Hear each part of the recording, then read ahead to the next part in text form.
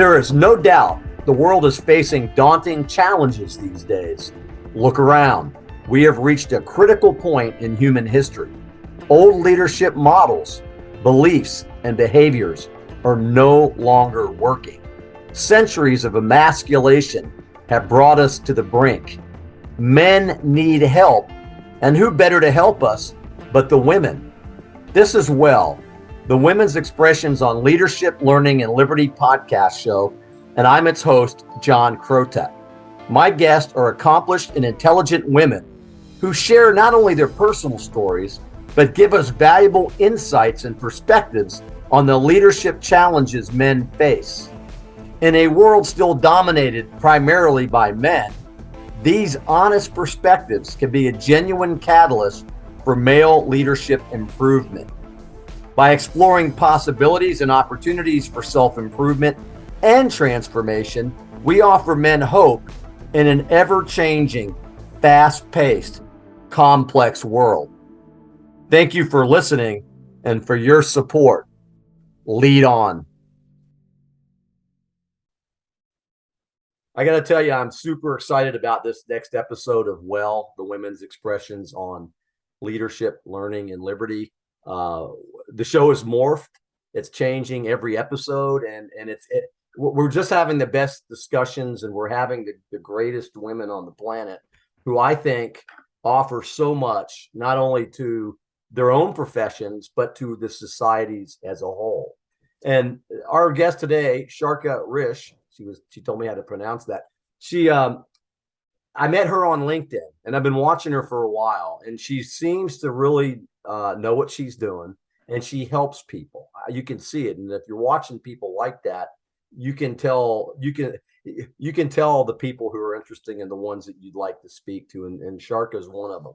I'm going to do a brief introduction here because I know you're not listening to hear me. We want to hear Sarka's story, and she was originally born in the Czech Republic, and when she got old enough to go away to school, she went to law school. And then decided to leave Czechoslovakia and come to the country of Germany, where she finished her postgraduate studies. She always wanted to study another foreign language, and she got her opportunity when she got to Germany, and she picked up on that. She got a grant, she found a professor and who tutored her, and that happened in October 99. So it's been a while. She's been out of her native country for, over 20 years now. Anyhow, she went on to get married. She went out to get married, and she stayed in Germany and studied law, but she didn't really acknowledge that. She went into economics, marketing, and tourism for 3 years. And we all know what happened to tourism when COVID hit. But before it hit, she got a lot of experience doing marketing and working for hospitality and restaurant companies there in Germany. And we all know the hospitality industry in Europe is like top notch. You get real food. They really take the restaurant tourism business serious. And Sarka is one of those serious people. So she loved the mountains. She decided she wanted to go live in the Swiss Alps. Oh my gosh, it's kind of like Bora Bora. It's beautiful there, right? But without the water. And so she decided to do an internship there in southern Switzerland, and she did. And her German husband didn't necessarily like the arrangement. And unfortunately, or maybe fortunately, who knows, we're not going to pry. It led to a divorce. And then Sarka decided that she was going to do something different from being in the tourism sector. And I just mentioned what COVID did, and it's changed the playing field in the business world and the relationship building world dramatically. That's an understatement. So what she does, and I mentioned LinkedIn, what she does is she helps people on LinkedIn. She started her own business there, helping leaders and C-level executives to up their game, to improve, and to get better. So I know she's tailor-made for this conversation. She works on people's goals, and she brings great value. In the short time that I've watched her and the little bit of time that I've actually been able to speak to her in a one-on-one conversation, I can tell you Sarka is the real deal, and she is in it oh my gosh, we've heard it so often. She's in it to win it, but more importantly, she's in it to help whoever she works with to win it. So enough of me. I've got my coffee here. Sarka's across the ocean in Switzerland, and I'm thrilled and blessed and honored to have her here. Hey, Sarka. Hi, John. Thank you very much for your recognition. I really appreciate it, and it's for me, it's an honor to speak to you, to talk to you. Well, great. I'm glad. And one thing people always ask, they go, "Well, do you have a set conversation?" And not really. I don't like to really can anything because I think it's less authentic that way. And for people that do that, that's great for them. But for us here at this podcast, we just want to hear about you. I want to hear more in detail how you got there, what your interests are, and where you got this spirit to just want to make people better people. So go ahead and tell us about Czechoslovakia growing up. What was that like? Yeah, I mean, I grew up in the communist time there, and it was perhaps something that triggered me, and perhaps it was the trigger to decide to live abroad as well. I had the chance or the opportunity that the situation changed, and then the communists were dead, so I can say it like that. And I could study at the university, the really low and not the communist history. But anyway, it was a big changing, and for me, it was the right time to go abroad and to realize my dreams that I already had. To live in abroad, to speak many languages. I love languages. I love people, and I think that's as well my mission, my vision, to help people, to to connect them, to inspire themselves. And yeah, for that I use LinkedIn, as you said. Well, let me ask you this. So when you got to Germany, you were a young woman. What was it? Was it a culture shock going from, you mentioned communist country, to Germany? Was it East Germany? No, Germany was all one then because the wall had fallen. Yeah. So what was that culture shock like? Yes, there are some difference, and perhaps what was really different as in the East countries, it's normal that when you can visit someone, you just go there and like ask, "Oh, do you have a time for a coffee?" And just come, and you don't need actually any invitation. Now the times changed as well, but it was, yeah, when I grew up. When I was living there, it was like that. And then in Germany, it was everything strict, everything like, oh, we have to do an appointment for having coffee. We have to. So You it's can, different then. Yeah, that yeah, probably surprised the heck out of you. yeah, you can just can't go into someone's house and to just, oh, I'm here. I would like to have a coffee with you. So this was really different for me. This like this. Yeah, not and this point, and then as well that people are like a little bit living for themselves. They are not so they were not so open at the beginning as the Eastern countries are, because I would say they do more together. In the Western countries, it's like that as well. But first, you have to know the people really good, and then they are open. That's interesting. So what was it like in your household and growing up? What was the family like? Your family? Yeah, actually, I am the only child, so Okay. that's a little bit different. But yeah, we were open. We helped each other. I don't say that people in the Western countries are not helping each other, but I will say in the Eastern countries, the people were more and is a society.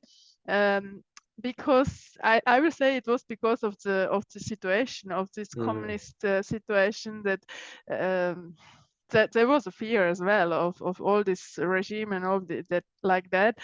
And it's perhaps why that people were more helping each other and were just really open.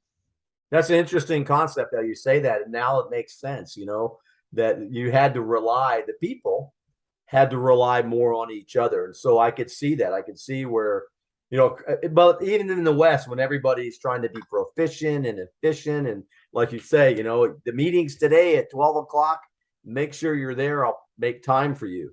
But I can see it. I get it. So you got there, you got in, you were studying the law, and then you decided to do marketing and tourism in Germany. What was the change there? What was the interest?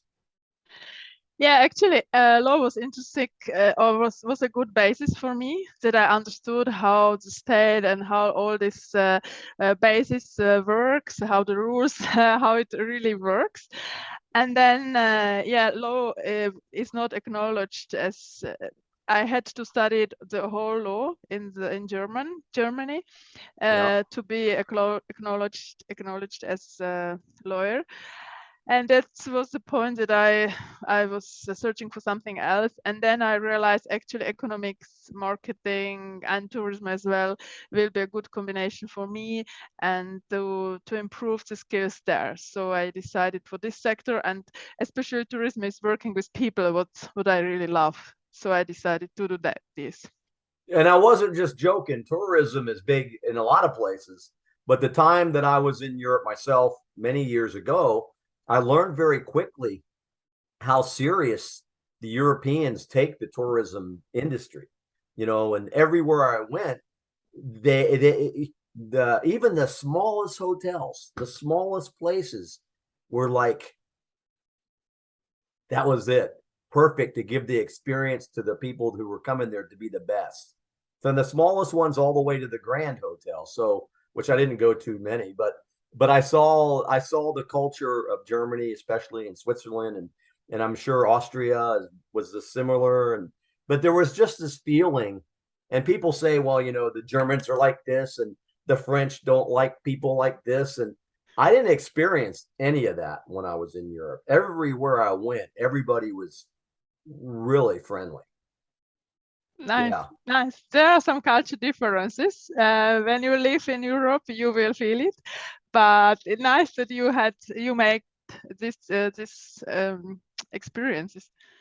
Yeah, it was awesome. So tell us about your time in tourism and marketing. And I know that you moved around a little bit in different companies, and what was those experiences like? Yeah, the studies was like dual. It was like 3 months studying and 3 months working in the tourism company for 3 years. And it was in Germany, and the last 3 months of the working I did in Switzerland, because as you said, I really felt this mountains are calling me. So it was why I went to Switzerland, and then I stayed there. And then I started to work full time there. I worked actually with railway companies. Every time it was in marketing, and it was, yeah, with railway companies and tourism organizations. And I did a little bit tour of Switzerland because I started in the south and I went to the east, to the famous place like St. Moritz. And then I came to the central part with famous place like Interlaken and the region of Bernese Oberland. And then I came really to the center where I'm living now, to the Lake of Lucerne, and near to the city of Lucerne, and where, yeah. Well, you're not joking. I know that the little bit that I travel around Interlaken, and you know, we went to a place too called Gruyere where they make the cheese, you know, on those wheels, those big wheel, and Yeah. all the way around it. It's just it's phenomenal. So anybody listening or watching who has not been to Switzerland, you have to put it on your bucket list because it is absolutely one of the most beautiful countries in the world, bar none. And I'm thrilled to death. What a place to get your experience, you know, to travel around Switzerland. So we talked about COVID and what happened, and COVID for everybody has changed everybody's lives. It's affected the entire globe. And I know that that was what prompted you into this next phase of your professional life to to do what you're doing now, which is LinkedIn marketing, but also help others, men and women, who are professionals at very high levels, to become better versions. Tell us how you made that decision, and then how it's going for you, and then we're going to get into some other stuff. Yeah, actually, the last, I would say 9 years in tourism, I worked in sales, and I was really traveling a lot for business.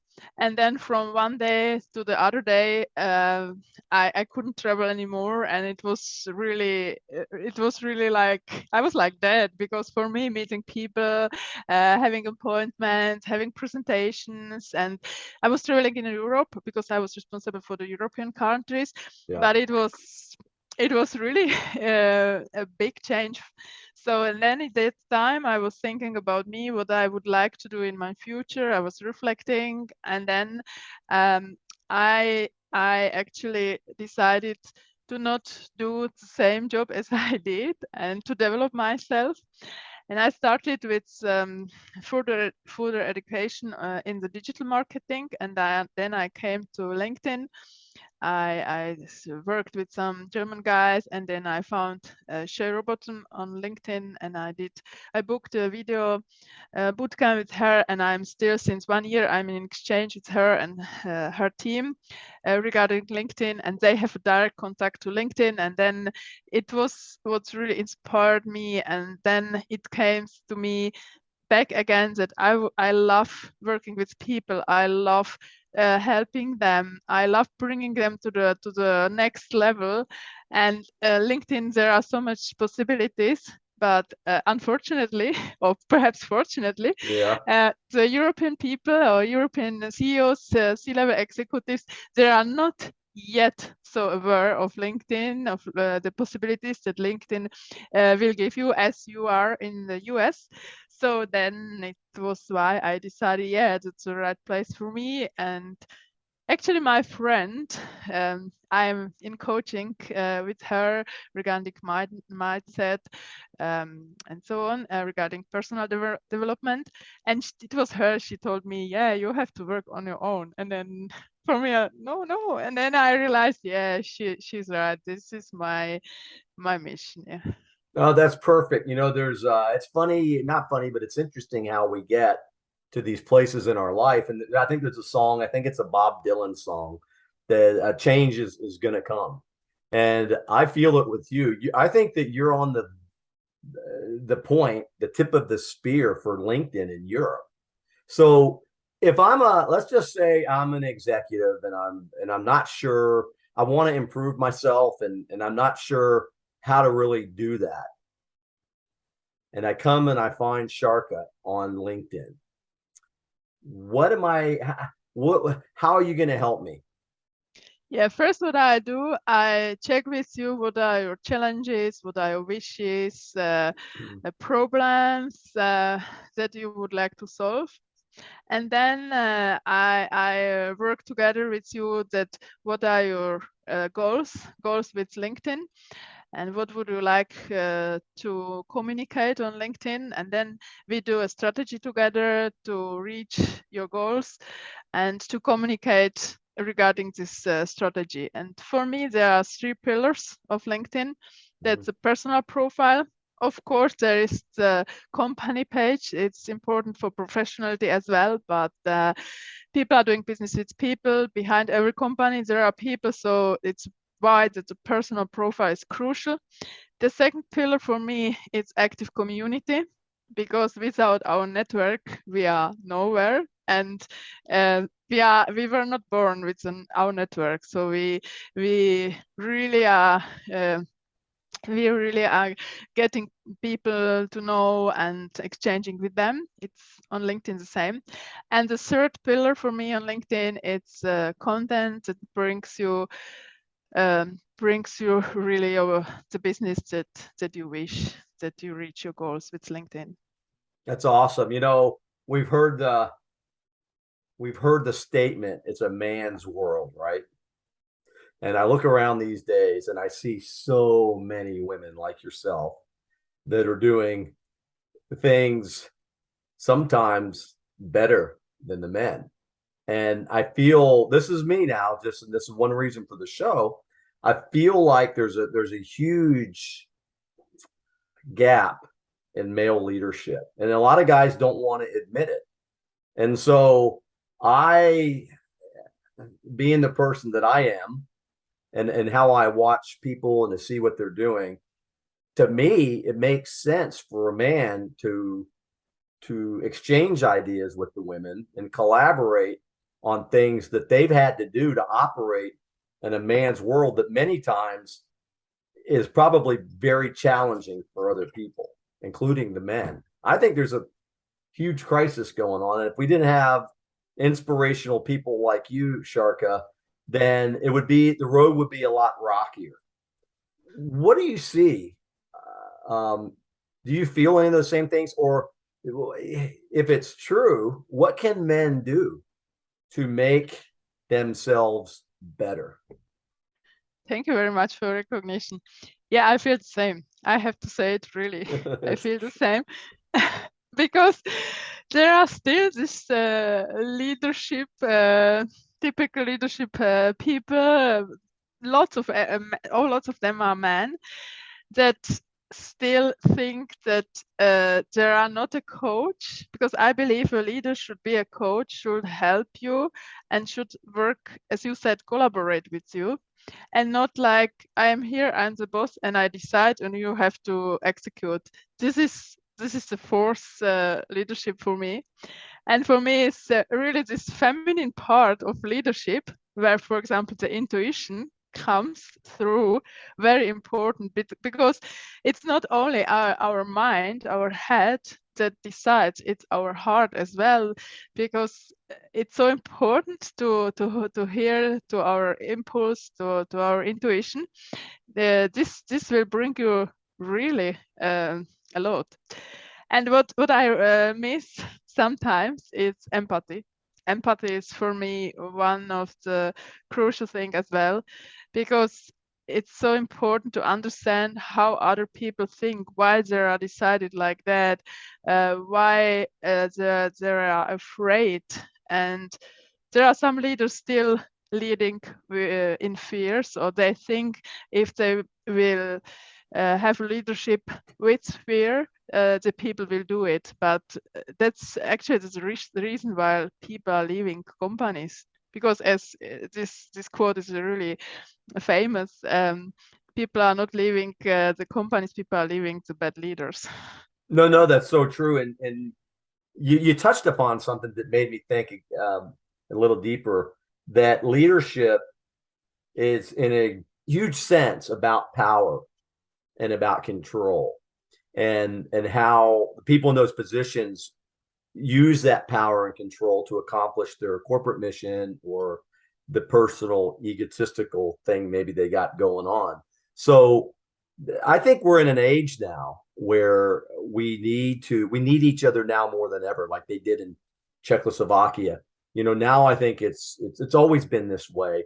And I think that the leaders, the men and the women who see that and understand that, are the ones that we need to pay attention to.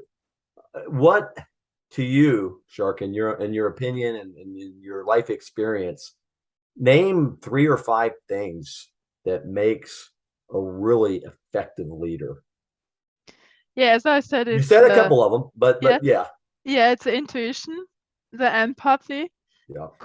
compassion, kindness, and respect. And yeah, as you mentioned, I find it really important to collaborate and not to live in this hierarchy. To I find a good leader that he is really a coach. He helps, and he is not that one that he's just controlling. And because this is only this is not only this depends on trust. When a leader trusts you, then he gives you um, the responsibility, and you can you can be responsible for the work you done, and then it brings you further. You can grow in this way. But if the leader is not trusting in you, if he will still do everything, if he doesn't delegate, then you can't grow. And this is the point why many people are leaving as well, because they want to have recognition as well, and they want to develop themselves, and they want to create and be part of the company, not only execute the what the leaders are saying. No, those are some great insights. So let me get this straight. Let me think about this, right? So some of the traits that you just mentioned are traditionally feminine qualities, right?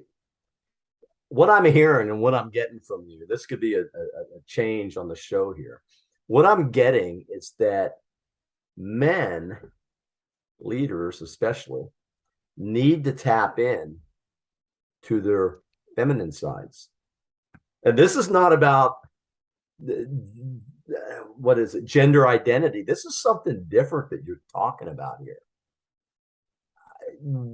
There's probably a barrier to some of those things for men. How can men do that? What do they need to do to tap into those things? Because they might feel so unmanly, to be kind, right? Yeah, you are completely right.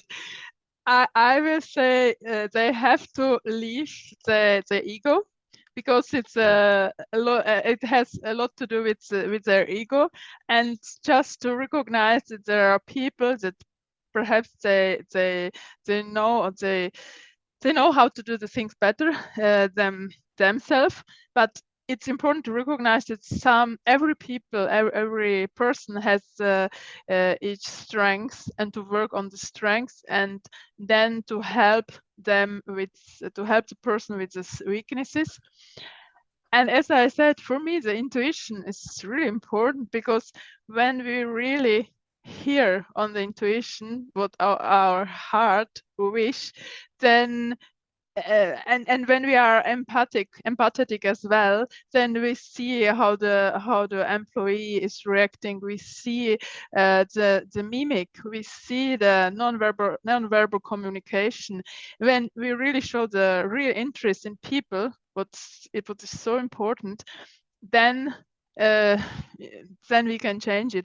But there are many people or many leaders in family companies like that, and they think that they are family, and the company it's their family, but it's the same.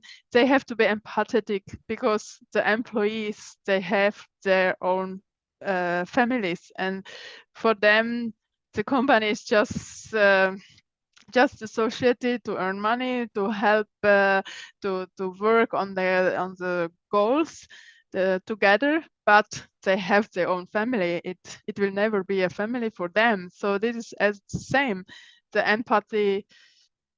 And I love the way you put that. I caught something though that you said, and you know what? I gotta say, you're probably one of the first, if not the first person that I've heard say this. And it's so against the grain that we're being told all of our life, right? You said to work on our strengths and then the weaknesses. Now, that's not the typical way that most self-improvement plans work that we've read book after book after book. Most of them start out with identify your weaknesses and work on those weaknesses. What I heard you say is completely against the grain. And if you're listening and going deeper, it makes much more sense. yes, because it's living in abundance. And this is also the difference between having your own business and between being employee. Because when you are searching for a job, and the first question, or the first question in the interview is, but you can't do this, you can't do this program, and the weaknesses are coming first. But actually we should concentrate on the strengths. And I mean, we can learn all these hard skills, all these programs, but it's so important how the person is. So the soft skills, you can't change them, you can't learn it, you can shift it a little bit, but it's your character. You can't change your character, but you can learn all the hard skills. So that's so important to focus on the strengths, and then you will develop your weaknesses as well. No, I absolutely, and I'm not joking. I absolutely love that approach, and not many people talk about that. They don't. I mean, we could go in the bookstore now, and a lot of them, probably more than we'd like to think, focus on your negatives, negatives, negatives, negatives. And you know this, most people do. The world has enough negativity in it already. Don't we need more positive thinkers and people to look at themselves in the mirror and say, "Hey, I'm a good talker," or "Hey, I'm a good mathematician." Rather than us being worried about or thinking about what our weaknesses are, imagine a world of people thinking about their strengths. You talk about the most anti-entropic, humanistic problem solving behavior in the world, what you just said. That's incredible. And I applaud you for that, because that makes me feel comfortable with people with a mind like that. So Sharka, kudos to you that you appreciate the strengths Thank you very much. rather than the weaknesses. I love that. Thank you very much. It's so important what are our thoughts, what are our feelings and our words, because everything, all these three parts are creating our life. So yeah, it's this is actually the shift, the mindset shift that we need to do, I love it. to not think positive, not think negative, to be No, positive. I absolutely love that, and that's enriching, and it's inspiring too, because it makes me realize that, hey, I don't need to focus on all the negative stuff. We've all got that. I need to focus on what I can do that's good. And if I can make myself improve in that space, that behavior, whatever it is, the weaknesses might just, who knows, disappear. I don't know. Um, Let me ask you this. You have a really good personality. Do you have like a daily mantra or a quote? We've mentioned a Yeah. couple of them here, but do you have like a daily quote that Sharka goes by and lives by no matter what? Yeah, actually, I'm trying to do it daily. So I'm doing autogenic training. It's like a little bit like a meditation, where I work on my goals and um, on things that I want that happen in the future. And then every evening I'm writing down 5 things that I'm grateful for, and then I'm writing in present things that I would like to happen, but in the present time. And then it's actually how I create my life, how I create my thoughts, my um, um, how to say it, because you have your conscious mind and subconscious, and the subconscious, it's about 85%, and that is how we create it, because from the childhood, and every time we heard you did wrong this, you have to do this like that, and this everything is negative, and all the news are negative, and there are only negative news, and this is also what influences you a lot. And it's why that we have to work on our subconscious mind to reshift it, to shift it to the positive thoughts. No, absolutely love that. And consistency, I'm sure, is important too. Yeah. One thing that I got out of that too, and I, you know, so let's just say I'm on this self-improvement journey, which I think is an important journey for everyone, men and women. And so many people make a mistake. We all do. And I hear this from a lot of people. I made a mistake, that program doesn't work. Or I made a mistake, I'm never going to be able to do this. What advice can you give to people when they make a mistake? Especially if they're on a journey of self-actualization and self-improvement. Do you have some advice? As you said, it's normal that we are doing mistakes because we are humans, and this this is yes, it's really the normal thing. And actually, mistakes are here to grow, to learn from them. Mhm. Unfortunately, when we see the history, not every time people are learning, but this is one point that we have really to learn from our mistakes. And I found it crucial as well that don't regret anything and just say, okay, it was my mistake. So to cut the negative energy and to look to the future, to look to where is the solution? How can I solve this problem? Where I can find my solution for this, and to look to the positive things and to decide and to go forward. Nice. There you go. Go forward. And that's what I think we've touched upon some really cool things today. And one of them is to think positive. It sounds so cliche, but if we actually do it and practice it, it's going to work. You pointed out the fact that we need to focus on our strengths, and that the men would do very well to tap into traditionally feminine behaviors and thoughts. How can people find out more about you, Sarka, and where can they go, and email address? You can find me just on LinkedIn under it's written like Sarka, Sarka, and Risch, Risch, and then yeah, you can connect with me. It will be a pleasure for me. Yeah. So what are your plans for the future, the immediate future, and then what do you see your long range vision for your life and for the things that you're doing? Yeah, so my plans for the near future are to help a lot of people, to help them to understand how LinkedIn can be powerful when you use it strategically and efficiently. And my vision is to create a connected world where people connect to themselves, they get inspired, they get motivated, they exchange, and they help each other, and really to build genuine relationships, because our network is so important for us. We can't live without a network, without a strong network. And then it's so important to get to know the people, to exchange, and really to build a relationship. So the deep relationship, it's very important for me.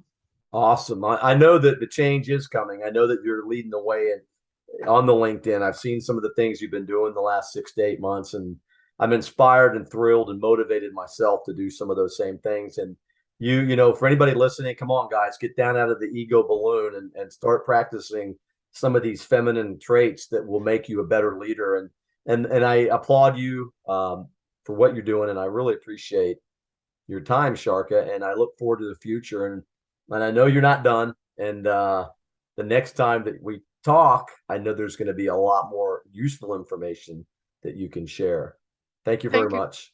Thank you very much, John. And I find it really important every time to think that all what we are doing on LinkedIn or in our life, it's not for us, it's for the others, to help the others. So we are not in the middle. There are our customers, our clients, our potential clients. And when we do everything with this thought, we can change the world. Absolutely. And I know we're doing it. So thank you very much. I look forward to our next conversation. And if there's anything that we can do on our end, we're here for you, Sarka. Thank you, John. All the best. Thank you. You too. Thanks.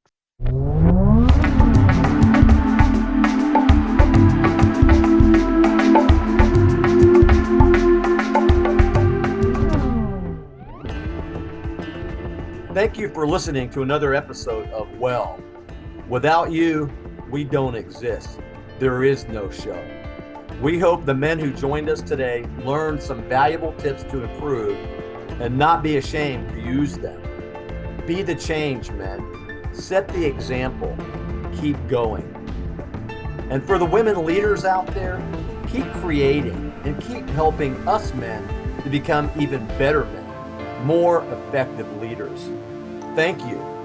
Until next time, stay safe, be well, and lead.